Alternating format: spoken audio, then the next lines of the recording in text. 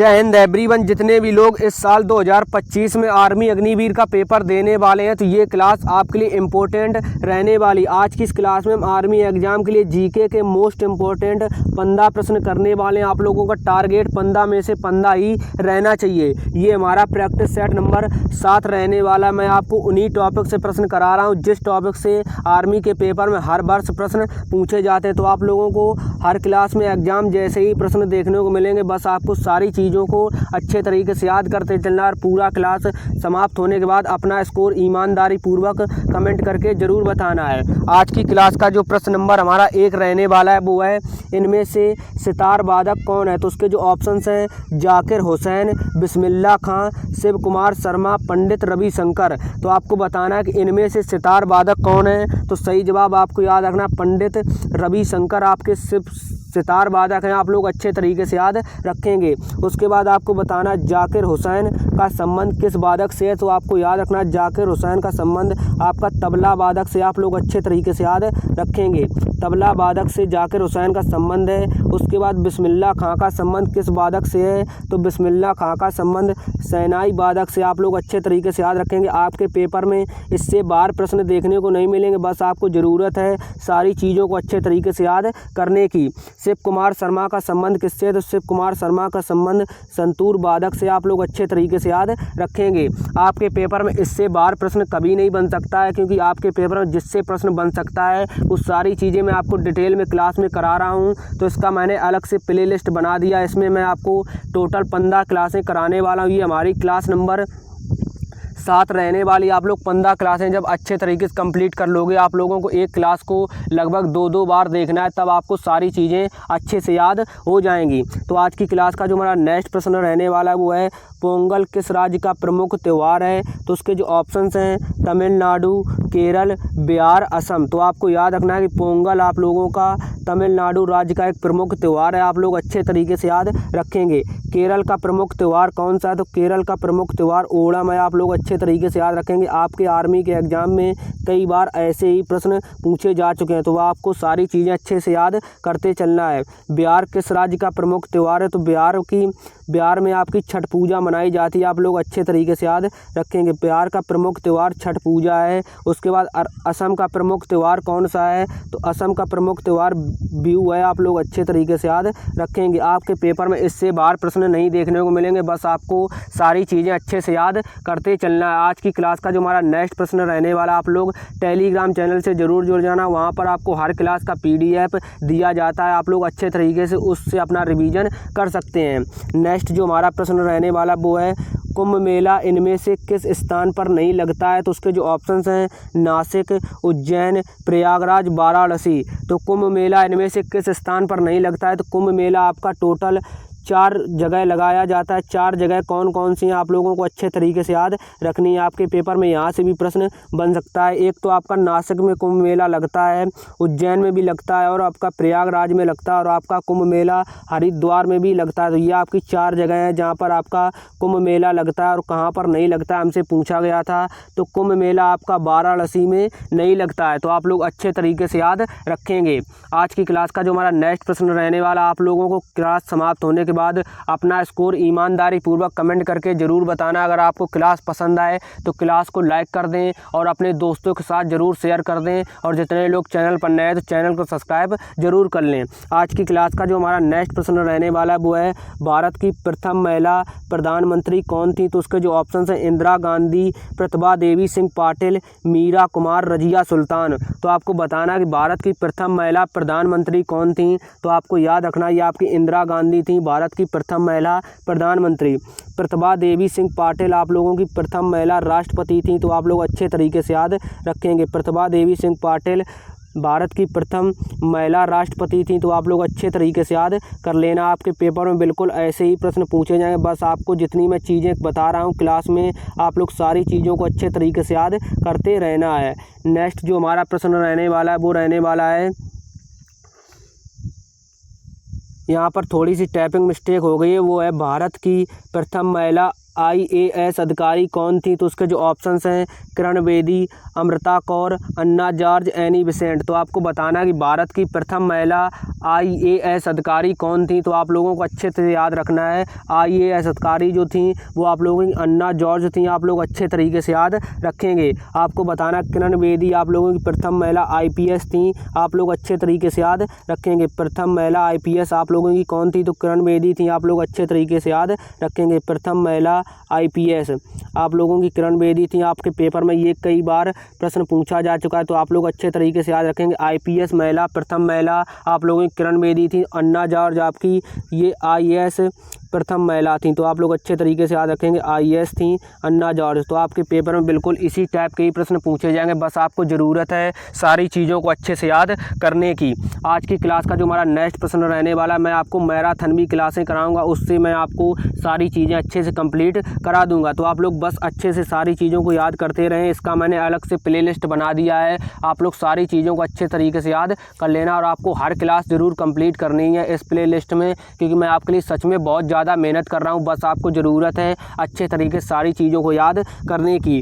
आज की क्लास का जो हमारा नेक्स्ट प्रश्न है वो है, प्रथम महिला लेफ्टिनेंट जनरल के पद पर कौन थी। तो उसके जो ऑप्शंस हैं, पुनीत अरोड़ा, आशापूर्ण देवी, कल्पना चावला, विजय लक्ष्मी पंडित। तो आपको बताना है प्रथम महिला लेफ्टिनेंट जनरल के पद पर कौन थी। तो इस प्रश्न का सही जवाब आपका आंसर हो जाएगा Puneet Arora. Option number A बिल्कुल सही जवाब हो जाएगा। आप लोगों को अच्छे तरीके से याद रखना है, प्रथम महिला लेफ्टिनेंट के जो जनरल पर पद पर नियुक्त थी वो थी पुनीत अरोड़ा। आपके पेपर में ऐसे ही प्रश्न बनते हैं। नेक्स्ट जो हमारा प्रश्न रहने वाला वो रहने वाला है आपका, सबसे बड़ा पशुओं का मेला कहाँ पर लगता है। तो उसके जो ऑप्शंस हैं, सोनपुर, राजस्थान, गुजरात, जमशेदपुर। तो आपको बताना है सबसे बड़ा पशुओं का मेला कहाँ पर लगता है। तो ये आपका सोनपुर में लगता है।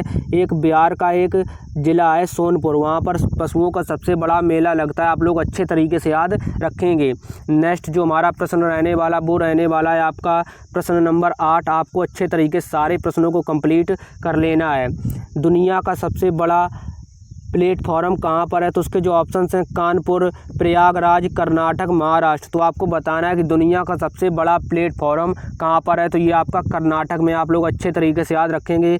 उस प्लेटफॉर्म का नाम क्या है। तो आपके पेपर में कई बार पूछा जा सकता है। तो इस प्लेटफॉर्म का जो नाम है वो है हुबली रेलवे स्टेशन। तो आप लोग अच्छे तरीके से याद रखेंगे, हुबली रेलवे स्टेशन इसका नाम है। तो आप लोग अच्छे तरीके से याद रखेंगे रेलवे स्टेशन। इसकी जो लंबाई वो कितनी है, इस प्लेटफॉर्म की लंबाई कितनी है, आपके पेपर में ये भी पूछ सकता है। तो आप लोगों को अच्छे से याद रखना है, इसकी जो लंबाई है स्टेशन, आपको स्टेशन अब सही से दिख रहा होगा तो आप लोग बताएंगे एक बार, आपको स्टेशन अब सही से दिख रहा है। उसके बाद इसको बताना आपको हुबली प्लेटफॉर्म की जो लंबाई वो कितनी है। तो आपको याद रखना है इसकी जो लंबाई है, आपको अच्छे तरीके से याद रखना है। आपके पेपर में ये पूछा जा सकता है। तो इसकी लंबाई जो है वो 1507 मीटर रहने वाले, 1507 मीटर रहने वाली आप लोग अच्छे तरीके से याद रखेंगे।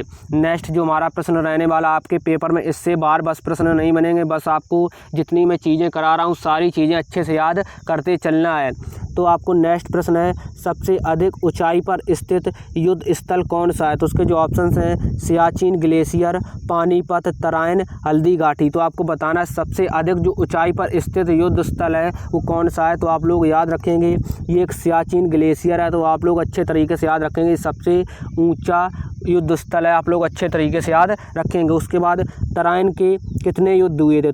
तराइन के टोटल 3 युद्ध हुए थे। आप लोग अच्छे से याद रखेंगे, 3 युद्ध मतलब पानीपत के टोटल 3 युद्ध हुए थे। कौन कौन से युद्ध हुए थे। तो एक तो आपका 1526 में एक युद्ध हुआ था, प्रथम युद्ध। आपका द्वितीय युद्ध जो हुआ था वो 1556 में हुआ था। और आपका जो तीसरा पानीपत का युद्ध हुआ था वो 1761 ईस्वी में हुआ था।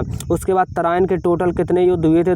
तराइन के टोटल 2 युद्ध हुए थे। कब कब हुए। तो एक तो आपका 1191 में हुआ था और दूसरा तराइन का युद्ध आपका 1192 में हुआ था। आप लोग अच्छे तरीके से याद रखेंगे। हल्दी घाटी का युद्ध कब हुआ था। तो हल्दी घाटी का युद्ध आप लोगों का जो हुआ था वो हुआ था 18 जून 1576 में आपका हल्दी घाटी का युद्ध हुआ था। आप लोग अच्छे तरीके से याद रखेंगे, आपके पेपर में यहाँ से प्रश्न बन सकते हैं। 1576 में आपका हल्दी घाटी का युद्ध हुआ था। तो ऑप्शन से रिलेटेड जितनी इंपॉर्टेंट जानकारी है मैं आपको सारी जानकारी बताता चल रहा हूँ। बस आप सारी चीज़ें अच्छे से याद जरूर कर लेना।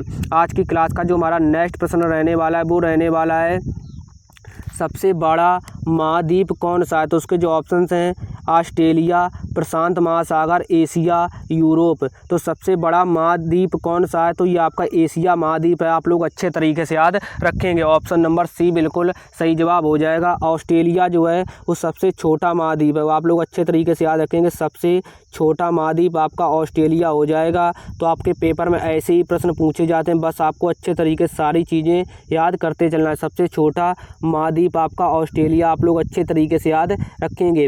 उसके बाद आपको बताना है कि आपका जो सबसे बड़ा महासागर है, ये जो प्रशांत महासागर, ये सबसे बड़ा महासागर है। आप लोग अच्छे तरीके से याद रखेंगे। प्रशांत महासागर सबसे बड़ा महासागर है, आप लोग अच्छे तरीके से याद रखेंगे। उसके बाद ये सबसे गहरा भी महासागर, प्रशांत महासागर ये गहरा भी महासागर है, आप लोग अच्छे तरीके से याद रखेंगे। अगर आप बड़ा पूछा जाएगा और आपको गहरा पूछा जाएगा तो आपको प्रशांत महासागर अच्छे से बताना है। नेक्स्ट जो हमारा प्रश्न रहने वाला वो रहने वाला प्रश्न नंबर 11। प्रश्न नंबर जो 11 है वो है सर्वाधिक जनसंख्या घनत्व वाला देश कौन सा है? आपसे देश पूछा गया तो उसके जो ऑप्शंस हैं भारत, चीन, कनाडा, सिंगापुर। तो आपको बताना है सर्वाधिक जनसंख्या घनत्व वाला देश कौन सा है? तो आप लोग अच्छे से याद रखेंगे, ये आपका हो जाएगा सिंगापुर। तो सिंगापुर सर्वाधिक जनसंख्या घनत्व वाला देश है, आप लोग अच्छे तरीके से याद रखेंगे। जो आपका कनाडा है, कनाडा वो है सबसे लंबी सीमा है, इस देश की सबसे लंबी सीमा है। तो आप लोग अच्छे तरीके से याद रखेंगे, सबसे लंबी जो सीमा है वो कनाडा देश की, आप लोग अच्छे तरीके से याद रखेंगे। कनाडा देश की सबसे लंबी सीमा है, तो आप लोग अच्छे तरीके से याद रखेंगे। सबसे लंबी सीमा वाला देश है कनाडा, तो आप लोग अच्छे तरीके से याद रखेंगे। आज की क्लास का जो हमारा नेक्स्ट प्रश्न रहने वाला है, आपको अच्छे तरीके से सारी चीज़ों को याद करते चलना है जो मैं आपको ऑप्शन रिलेटेड बता रहा हूँ। इस प्लेलिस्ट में जितने भी वीडियो पड़े हैं तो आप लोगों को एक वीडियो को लगभग 2-2 बार देखना है, तो आपको सारी चीज़ें अच्छे से याद हो जाएंगी। आज की क्लास का जो हमारा नेक्स्ट प्रश्न रहने वाला है वो रहने वाला है आपका विश्व का सबसे बड़ा क्रिकेट स्टेडियम कौन सा है? तो उसके जो ऑप्शंस हैं अरुण जेटली, नरेंद्र मोदी, धर्मशाला स्टेडियम, चिन्नास्वामी स्टेडियम। तो आपको बताना कि विश्व का सबसे बड़ा स्टेडियम क्रिकेट स्टेडियम कौन सा है? तो आपको याद रखना ये आपका नरेंद्र मोदी स्टेडियम हो जाएगा। ये नरेंद्र मोदी स्टेडियम कहाँ पर है? तो नरेंद्र मोदी स्टेडियम आपका अहमदाबाद में है, अहमदाबाद के गुजरात में आपका नरेंद्र मोदी स्टेडियम है, आप लोग अच्छे तरीके से याद रखेंगे। अहमदाबाद कहाँ पर पड़ता है? तो अहमदाबाद आपका एक भारत में एक राज्य है, तो आप लोग अच्छे तरीके से याद रखेंगे। गुजरात में नरेंद्र मोदी स्टेडियम है, गुजरात एक भारत का राज्य है। तो आपको बताना है कि जो अरुण जेटली स्टेडियम, अरुण जेटली सबसे छोटा स्टेडियम है। आपसे अगर सबसे छोटा स्टेडियम पूछा जाएगा तो आपको अरुण जेटली अच्छे तरीके से याद रखेंगे। इसकी जो बाउंड्री है वो काफ़ी ज़्यादा छोटी हैं, तो आप लोग अच्छे तरीके से याद रखेंगे। धर्मशाला स्टेडियम कहाँ पर है? तो धर्मशाला स्टेडियम आपका हिमाचल प्रदेश में, आप लोग अच्छे तरीके से याद रखेंगे। धर्मशाला स्टेडियम आपका हिमाचल प्रदेश में है, तो आप लोग अच्छे तरीके से याद रखेंगे। धर्मशाला स्टेडियम आपका हिमाचल प्रदेश में है। उसके बाद चिन्नास्वामी स्टेडियम कहाँ पर है? तो चिन्नास्वामी स्टेडियम आपका कहाँ पर है? तो आपको याद रखना चिन्नास्वामी स्टेडियम आपका बेंगलुरु में, आप लोग अच्छे तरीके से याद रखेंगे। बेंगलुरु में आपका चिन्नास्वामी स्टेडियम है, तो आप लोग अच्छे तरीके से याद कर लेना। तो अगर आपके स्टेडियम से रिलेटेड, क्रिकेट स्टेडियम से रिलेटेड प्रश्न पूछा जाएगा तो फिर इससे बाहर आपको प्रश्न देखने को नहीं मिलेगा। आप लोग सारी चीज़ों को अच्छे तरीके से याद कर लेना। आज की क्लास का जो हमारा नेक्स्ट प्रश्न रहने वाला है प्रश्न नंबर 13, वो रहने वाला है आपका मौलिक अधिकार संविधान के किस भाग में है? तो उसके जो ऑप्शंस हैं भाग 3, भाग 4, भाग 1, भाग 5। तो मौलिक अधिकार संविधान के किस भाग में है? तो आपको बताना है कि मौलिक अधिकार संविधान के किस भाग में है। तो आप लोगों को याद रखना है मौलिक अधिकार संविधान के भाग 3 में है, तो ऑप्शन नंबर ए बिल्कुल सही जवाब हो जाएगा। मौलिक अधिकार संविधान के मतलब अनुच्छेद कितने से कितने तक हैं? तो आपको बताना है कि मौलिक अधिकार अनुच्छेद कितने से कितने तक हैं? तो 12 से 35 तक आपके मौलिक अधिकार हैं, आप लोग अच्छे तरीके से याद रखेंगे। कभी कभी आपसे पेपर में भाग पूछता है, कभी कभी आपसे अनुच्छेद भी पूछ सकता है, तो आप लोगों को अच्छे तरीके से याद रखना है। नेक्स्ट जो हमारा प्रश्न रहने वाला है वो रहने वाला है आपका गांधी जी दक्षिण अफ्रीका से भारत कब आए थे? तो उसके जो ऑप्शंस हैं 9 जनवरी 1918, 14 मार्च 1915, 9 जनवरी 1915 और 12 फरवरी 1920। तो आपको बताना है कि गांधी जी दक्षिण अफ्रीका से भारत कब आए थे? तो आपको याद रखना ये आपके जो आए थे वो आए थे 9 जनवरी 1915 को दक्षिण अफ्रीका से भारत गांधी जी आए थे। आप लोगों को अच्छे तरीके से याद रखना है। आज की क्लास का जो हमारा लास्ट प्रश्न रहने वाला है, प्रश्न नंबर 15, वो है अलीगढ़ मुस्लिम विश्वविद्यालय की स्थापना कब हुई थी। तो उसके जो ऑप्शंस हैं 1875, 1919, 1913, 1942।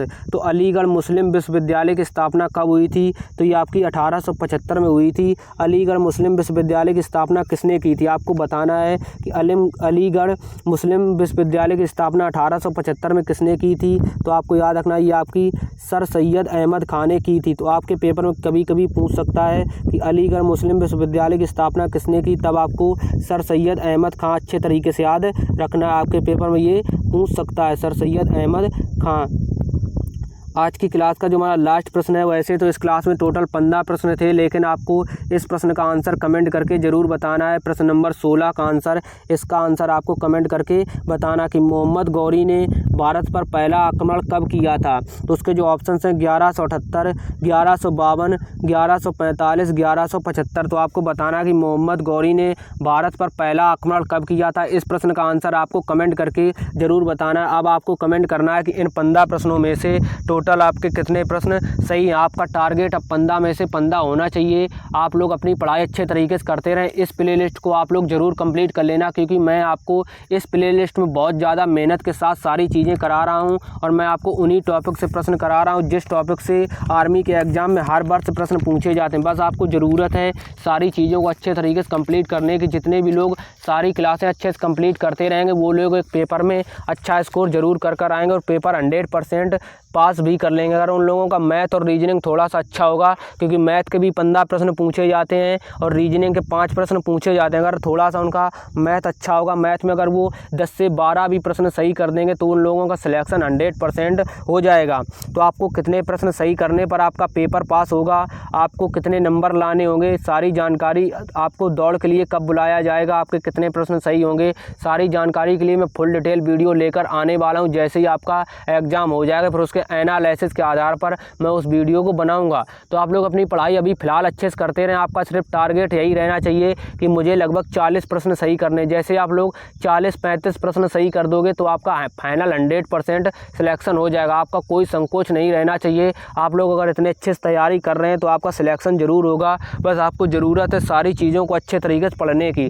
अब जैसे इसके 10 प्रैक्टिस सेट हो जाएंगे जीके में, मैं आपको जितने प्रैक्टिस सेट करा रहा हूँ, 15 प्रैक्टिस सेट कराने के बोला है, तो 10 प्रैक्टिस सेट के बाद मैं आपको एक रिवीजन क्लास करा दूंगा। तो उस रिवीजन क्लास में आपके 50 से 60 प्रश्न होंगे, तो उस क्लास से आपका सारा रिवीजन अच्छे से हो जाएगा। वैसे आप लोग PDF से अपनी पढ़ाई अच्छे तरीके से करते रहें। PDF से आप लोग ज़रूर पढ़ लेना, क्योंकि आपको हर क्लास का PDF मैं इसलिए ही देता हूँ ताकि आप लोग अपना रिवीजन अच्छे से कर पाओ। तो मिलते हैं तब तक नेक्स्ट क्लास में। तब तक के लिए जय हिंद, जय भारत, वंदे मातरम। अगर आपका कोई भी सवाल जवाब है तो हमें इंस्टाग्राम पर मैसेज करना। अगर आप लोग का कमेंट करना है तो आप लोग कमेंट करके ज़रूर बताना। अगर आपको वीडियो पसंद आया तो आप लोग कमेंट करना।